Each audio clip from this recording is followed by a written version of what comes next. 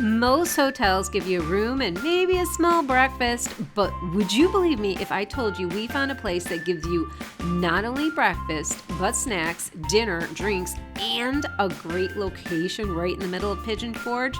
Yeah, it does seem to be too good to be true. Well, keep watching if you want to learn a little bit more about this place today. Welcome to Bear Facts, where we explore the Smoky Mountains one bear fact at a time. Welcome back, everyone, to our channel, and thank you for joining us today. Today we're going to take a look at a hotel that seems to be too good to be true. This place matches luxury with some really good amenities and, well, a fantastic location, and here's the real catcher, a decent price. And though the name, the Drury Hotel, kind of sounds like it's going to be a dreary place, the stay here was far from dreary. So join me as we take a closer look at this hotel, what it offers, the location in Pigeon Forge, and give you the impression that we had of this new hotel. So let's face it, traveling is getting really expensive.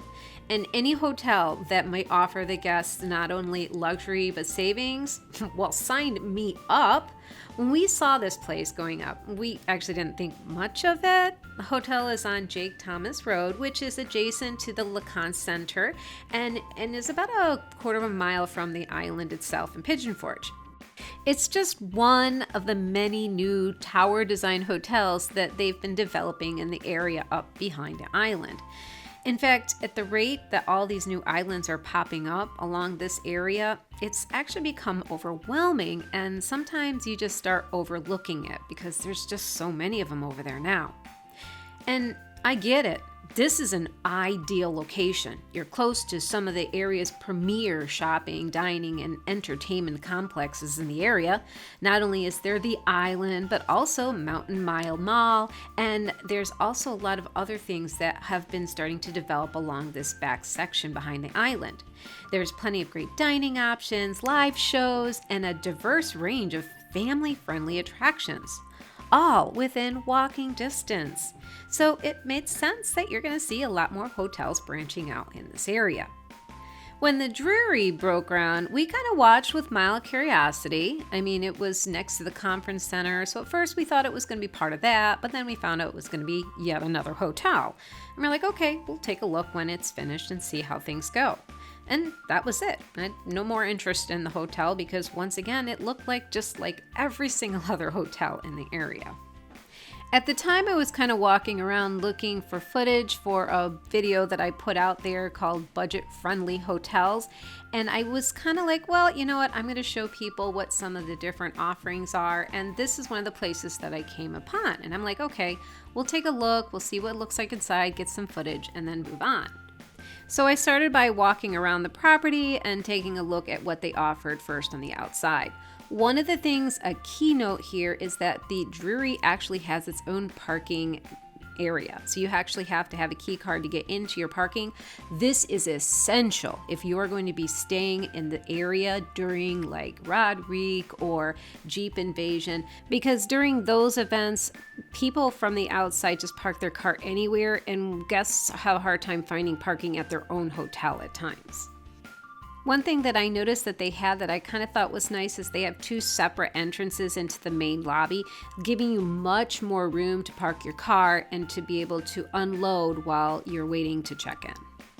So when you walk into the lobby, it's not particularly grand or spectacular.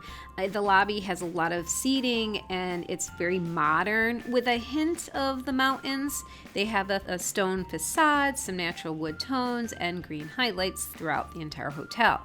And the hotel also has a small convenience store right as you're entering with the 4-bay elevator.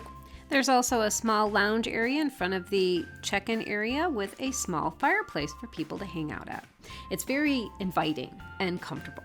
The hotel has also, this is one of the things I kind of thought was fun, was their unique art collection. I actually really liked it. You have to stop and take a look because it doesn't scream at you right away. They had these unique sculptures and artwork that was very Alice in Wonderland inspired. I think that's the best way to describe it. And then you'd find these large Art Deco inspired art posters around that advertised the Smoky Mountains throughout the resort as well. There were two things that stood out to me as I was walking around. And the first thing was how many seating there were. I mean, there were a lot of seats.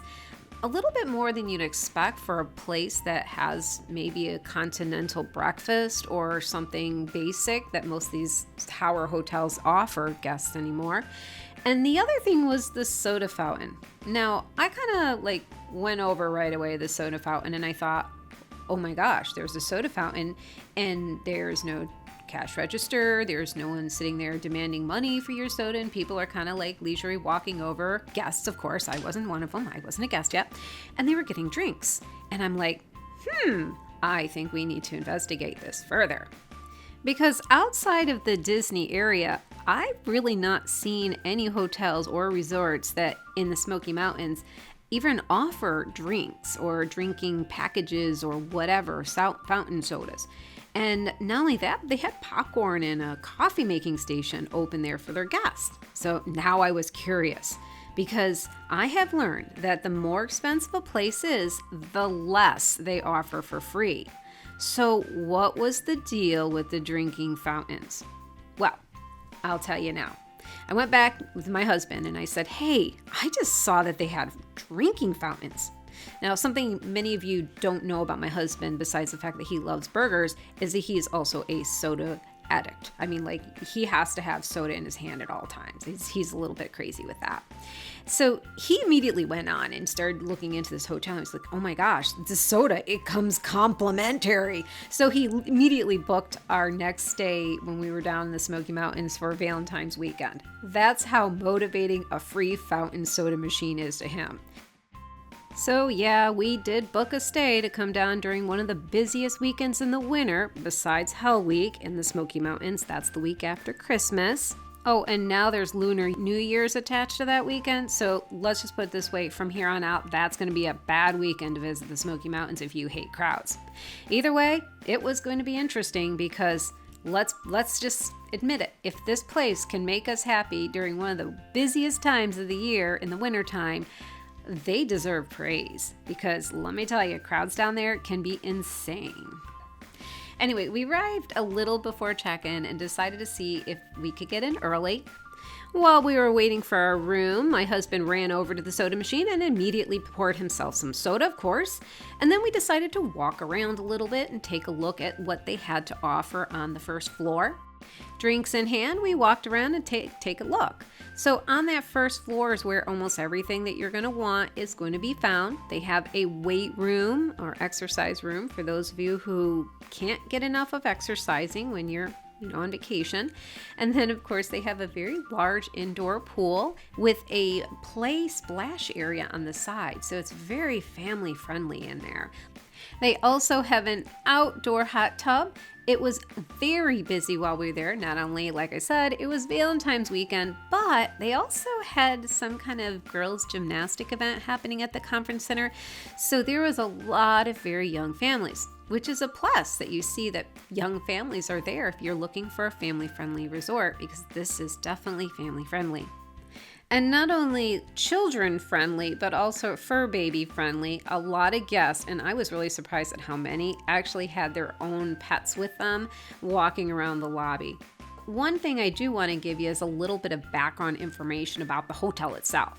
This particular location was opened in October of 2025 and is part of the Drury family hotel chains. The Drury Hotel is actually family-owned. It's a family-owned company based out in St. Louis, Missouri. And the company was started by the Drury brothers back in the 1970s. And it's actually still family-owned and run today. The Drury Hotels have over 150 locations in 30 different states. The company has cultivated a reputation that focuses on customer service and including extras that a lot of hotels have stopped offering a long time ago. They not only offer a hot continental breakfast, they also offer everyday dinner. I'm not kidding you. Yes, they actually offer you a hot meal every evening. Now, we're going to go back to that a little bit later. First off, we need to get to our room because, well, that's why we came here, was to actually, sleep here, not just eat, though the eating was obviously very important. So once we got our key cards, we headed up to our rooms. So first thing first, the beds were very comfortable. I had no complaints at all about sleeping the nights that we were there. They were very comfortable. The rooms are super clean. I had no complaints about cleanliness.